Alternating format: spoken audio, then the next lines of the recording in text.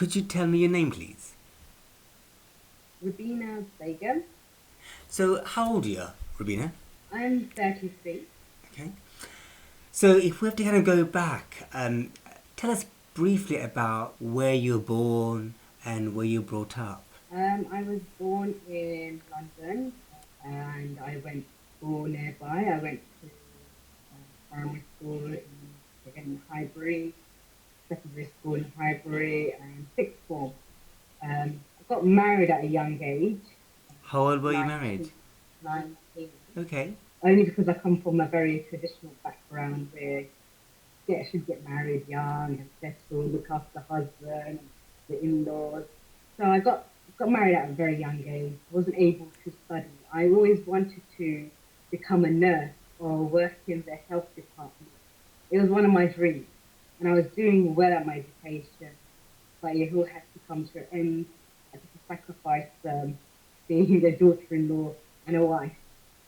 I don't regret it, but at the same time, I did miss, not accomplishing something I really wanted. How many siblings were there? How many children your parents had? Uh, so there's I have four older brothers, two older sisters, and I have my father. He's in Bangladesh. My mother, she passed away 13 years ago, and since then, my father went to Bangladesh permanently. How did that impact you? It was a massive uh, sadness for all of us. She was the root of our family that brought us all together. No matter how much we siblings argued or fight or didn't want to speak, she would always bring us together. So she was the root for everything. Even to this day, I miss her so much. So, if you kind of go back, let's say, when you're married, was it arranged marriage or did you choose it? How did it work? Do you remember?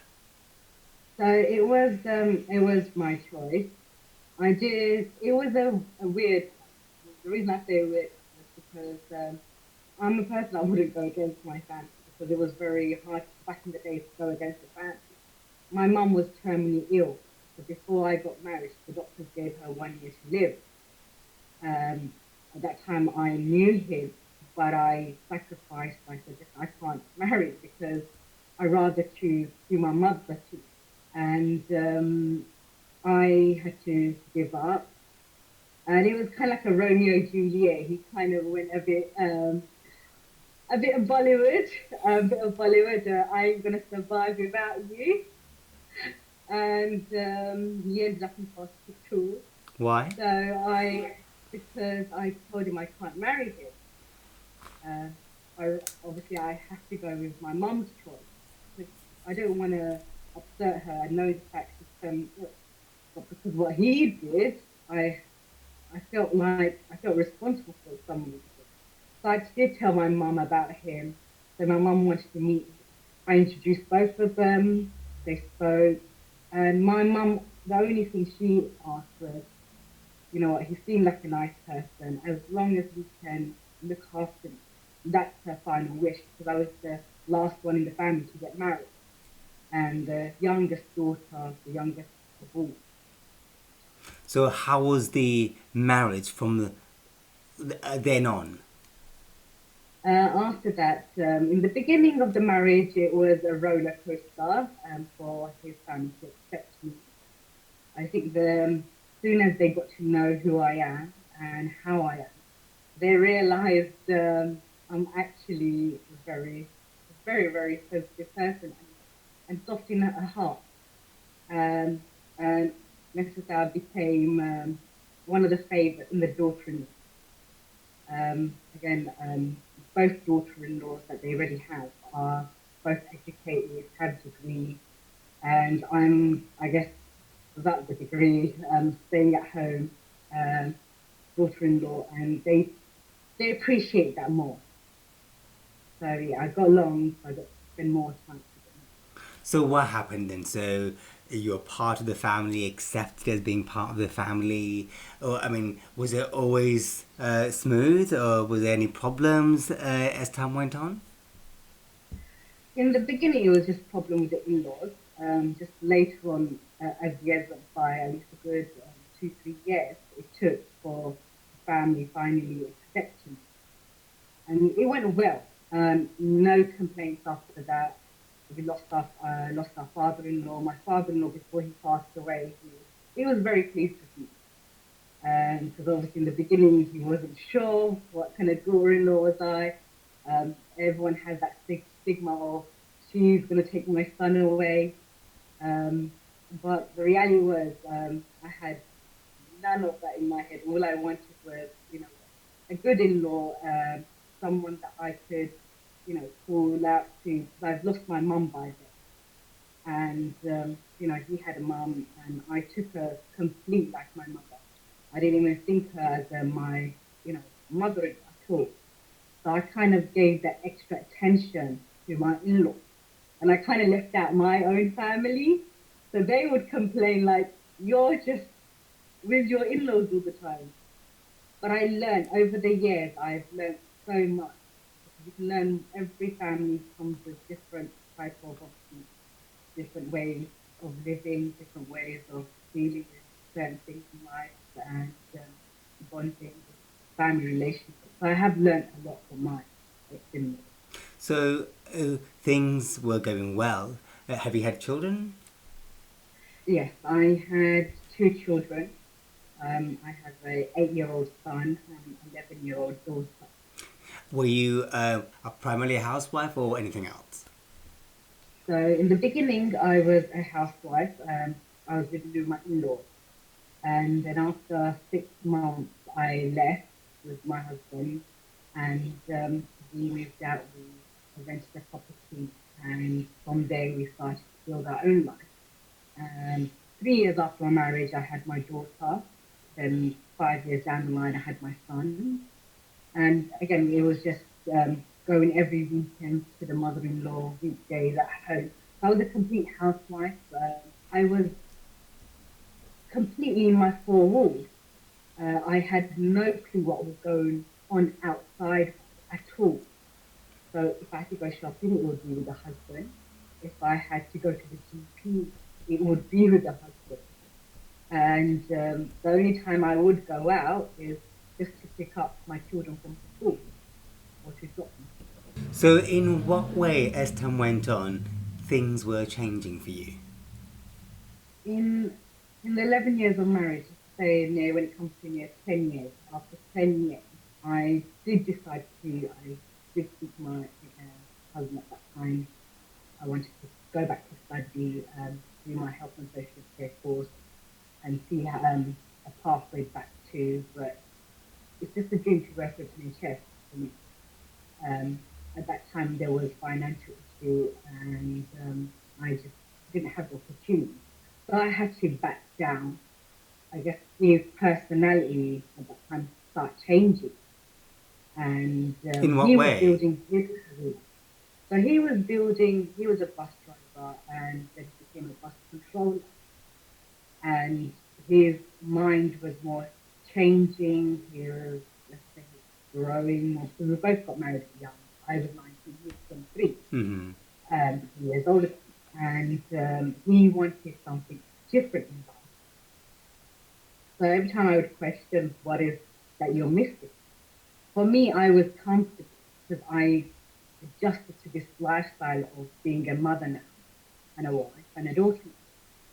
And for him, he wanted more, which was what he missed out in the beginning, which was the enjoyment of life, let's just say, of going out more, socializing, and see what the world has to offer more.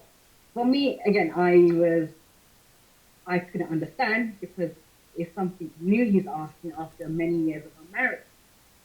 And for me to adjust to that all of a sudden, I needed time. Then I realized his changes were, he would make weird comments. Weird comments like, if anything happened to you, I wouldn't marry a Bengali again. I'll probably go with different ethnicity. Now I'm like, I'm still alive. And you can tell when a person's desires start coming. And I knew it straight away. There's something not right. I guess what my mum has taught me, which, you know what, no matter what wrong your husband does, you know what, just stick by him. And I had that mentality, so I kept quiet. And days went by. There was distance growing. There was like no husband and wife relationship. So I became depressed and very depressed, and start questioning. I wouldn't get my answers. I had to go to my mother-in-law to persuade her to speak to him. Like, I'm not seeing him. The children are not seeing him. I'm just left in the empty home. So she did speak to him. Like, he was working literally 7 days a week and overtime. And I know in my 11 years of marriage, I know he's never done that.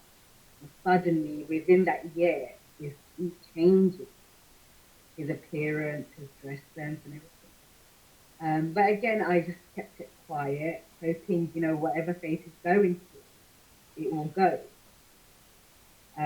But it didn't. It got worse. I think the more I came close to him, the more he pushed me away.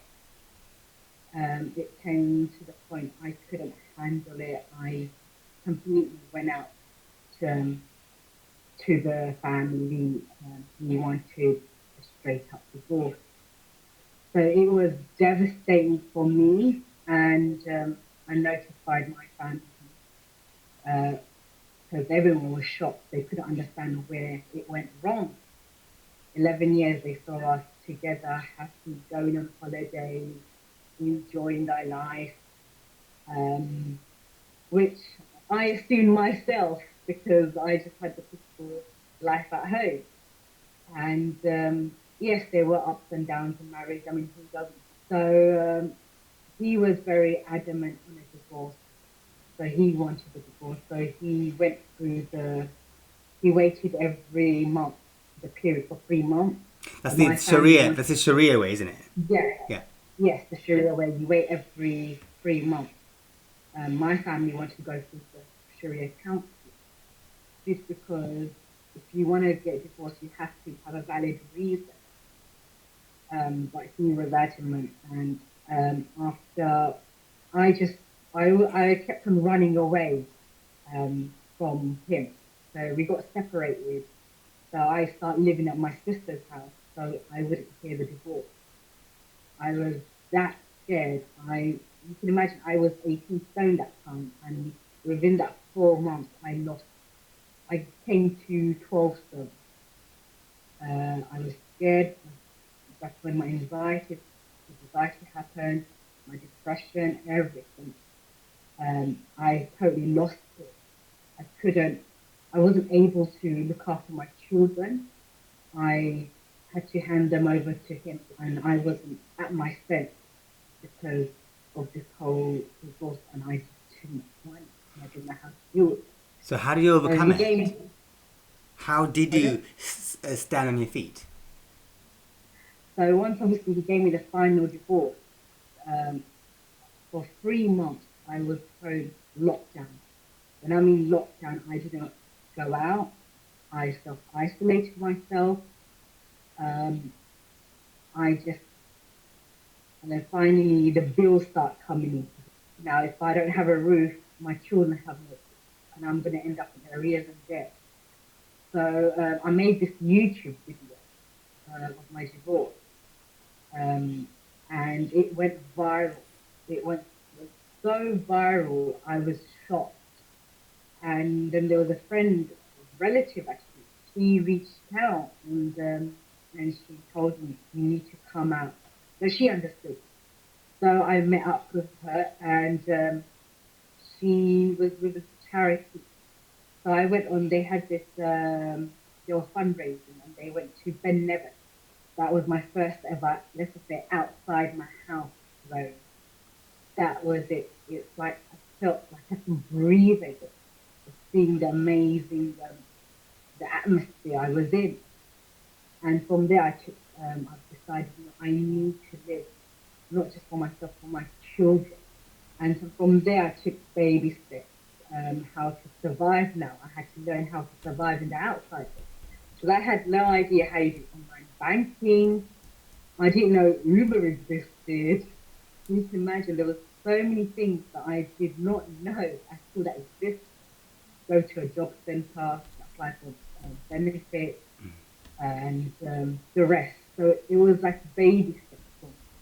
So I had to learn the hard way, where I had to get hurt by many people that I thought, you know what, were good or that will be helpful.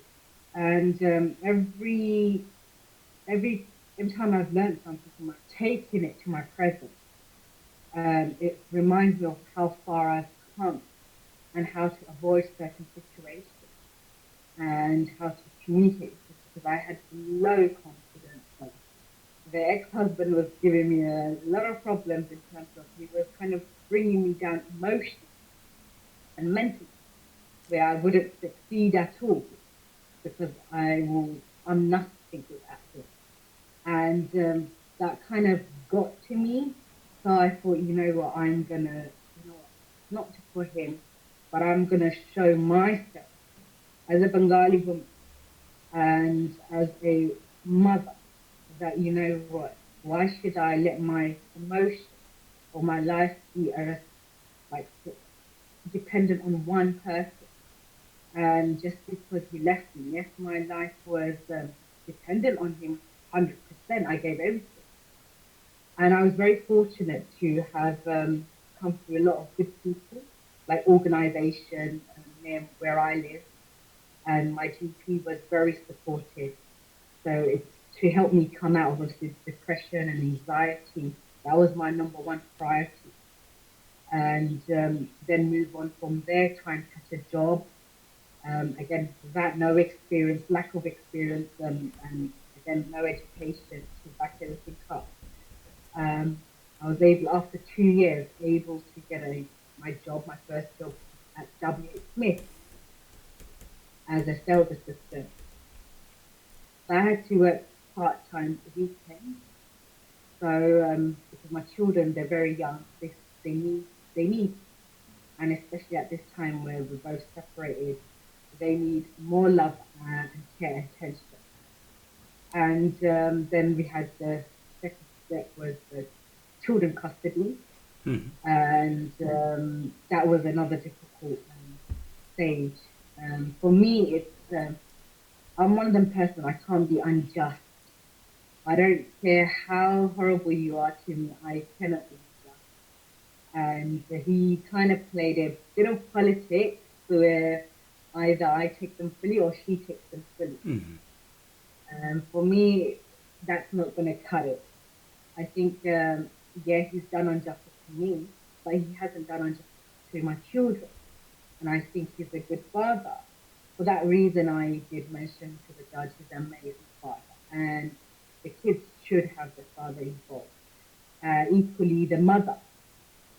And the judge was very shocked because usually they hear cases where the mother wants full custody and the father seeing the children or seeing his provision.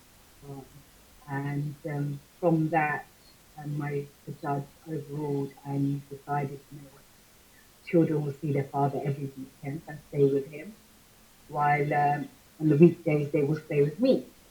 So it worked out best of both. Mm-hmm. So it's something where we got 50-50 on our children. I'm happy with the end result. Good. I know you mentioned something about WH Smith and getting your first job. Then, in terms of Yes. job and career wise, how things have moved on for you? So while I'm been with the company for 2 years now. I had that I need to go in the health department. So I went back to college. So I studied in City and Islington College. I applied for health and social care, and I was doing well, and I fell ill. My kidneys are not failing, but had issues with my kidney. So I had to go into hospital, which was I was in very bad pain, and the doctors were telling me it's had kidney issues. Now, from I was in hospital for 2 weeks. and the recovery was 3 months. So I had to be on antibiotics for a while. I was unable to leave my house. I was in constant pain. Um, and my assignment, I was way behind. I had no chance of doing going to class and able to do the assignment. So I had to let go. I wasn't disheartened, only because I believe whatever's meant to be will be. I've always kept positive. Then I went to Alexa, and I was hoping, just praying, hoping, something good comes and everything. So I come back, I visit my friend, and she was telling me about the phlebotomy. And I was like, I never thought about it at all. And I thought, okay, let me apply for it. And I did, I applied for it. And yes, I completed the course, got my qualification, got the competency. I still kept my WH Smith job. That was part time Saturday, Sunday. Now, to try and get into the job of phlebotomy was very difficult because I have no experience at all. I had to call up many hospitals, many GPs, because of I had no experience. They were unable to accept me. So I was happy to do volunteering. Again, still, I was rejected left, right, and centre. Finally, I called Whittington Hospital, and they were saying maybe we might have it, might. And from that might, I didn't give up. So every week, I called the phlebotomy department manager every week. I emailed him once a week, and the manager would answer. He goes, "I know who you are. I will let you know." But I guess my consistency on being determined, because he said he may. That was a window of opportunity for me and hope. Finally, he's like, "Rubina, you can come in." I came in, and he said, "I'm gonna give you the job for volunteering and see how you do. From there, we'll take it." And from there, I was there for 2 months. Um, and finally, he signed me off with bank. And here I am today. So finally, I got the job 2 months ago. And I've been working since with Whittington Health. So, what would you say your current job is? My current job is, right now, it's with Bank for Whittington Health. Okay, fantastic. So, since you're now working in the context of health, what was it like pre-COVID? Pre-COVID was, everything was normal. I mean, patients come in, taking their blood tests, then qubit. I didn't work in wards that time. And as soon as the COVID hit, Mm-hmm. I had to take a step back because obviously I was new, and they wanted all the experienced staff to be on the front line. Now, not everyone was willing to obviously work, only because obviously they had family, friends, and children. And that's understanding, because obviously when you have especially children, it's very difficult for parents to try to work and not work, especially with the health department. I called straight away to my manager and I said I put my hands up and I would want to work. Even though I haven't been with the company as much, but I know what I'm doing. He was very pleased. My manager was very pleased, and he put me down the list. My children were scared. For me, it was a bit heartbreaking, because I know once I accept the offer of going back to it now, I will have to decide what should I be doing with my children. I did discuss with the children's father. It would be the best of interest if the children live with him. And I've had my children. I've never been departed from my children the way I have been now. Constantly, it's been a heartache, you say, but it's only for the best. And reassuring my children that I'll be okay. Reassuring, this is my job. and I do it with pleasure and dedication. And I gave my son one example. I said, son, today if you was ill, and who would you go to? It will be to a doctor. Now, can you imagine if the doctor decides not to work, that they're there to dedicate themselves? So my son understood.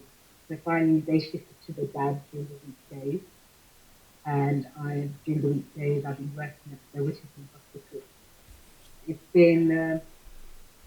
been quiet for a while. We have had deaths of our staff in our hospital. So the PPE was very important for us. That we were the proper equipment, proper gear. And every time I had to attend the COVID-19 ward, as soon as I go in, believe it, I will be sweating so much. Like, it's like the body's panicking. So I did kept on asking on my social media, keep me in your prayers. It's difficult for everyone, all the doctors and nurses and all the health group, team in the hospital and everywhere else. Are doing a fantastic and amazing job. But now, But tell me though, the thing is, in terms of COVID, yeah, so have you come across deaths or many deaths within your family or relations or any of those things? not from my immediate family, but more of extended family. A couple of people that I know in the area, for example, neighbors and friends, their parents have passed away. So it's more that are elderly or have health issues that have passed away or have had cancer. Um, so it's more common with the elderly and cancer patients that I hear most. So in terms of, let's say, in times of COVID, what sort of things do you feel kind of you managed to develop, like as a result of this extreme scenario? So Yeah. they pick up on different things. Like some people are baking, some people are cooking, some people are like learning different things. Okay. So when I was at home, for example, in the beginning, I was worried about my kids' education. So I made a timetable for them. I'm like, you know what? Time for English, maths, and cooking lessons. So we had varieties of lessons, which was again enjoyable. My kids enjoyed baking. I enjoyed science. So obviously with my science, because I do pathology, so I was more teaching them of the nerves and the veins. But mostly we were home because of my daughter. She had asthma. Because she has asthma, I just could not risk taking her out, even for a fresh air. She was more actually sick. So My children, in terms of Ramadan, I mean, how did that impact you? so during the month of Ramadan, it's more harder because the weather's beautiful. It's been hot. I'm just doing what I need to do. So I'm more focused. I guess it's more in how much you focus on yourself and rather than thinking about the heat and the first. So moving on, what sort of things would you take away with you moving on in the future, both professionally and personally, from all the experience? But professionally, I would want to gain my career, doing growth myself in NHS, and just from there take on. I mean, my ultimate goal would be to become a nurse, and that would be amazing. And personally in life, well, I realize there's no point of worrying. Um, I less worry now because you don't know what's going to happen. Reality is you can worry about something, but the outcome can be different. Definitely will believe in myself more and encourage my children more to, believe in themselves. And sky is the limit. I mean, don't hold back. Knowledge is success and skill. And I've never given up. And I ask my children, who's your role model? And they say, Mom, you. And I say, why is that? And they go, Mum, because you love helping. And for me, that's the most satisfying anything that I've achieved. And I hope my children can learn that you can actually gain more by giving. Well, Rubina Begum, thank you very much for taking part. Thank you.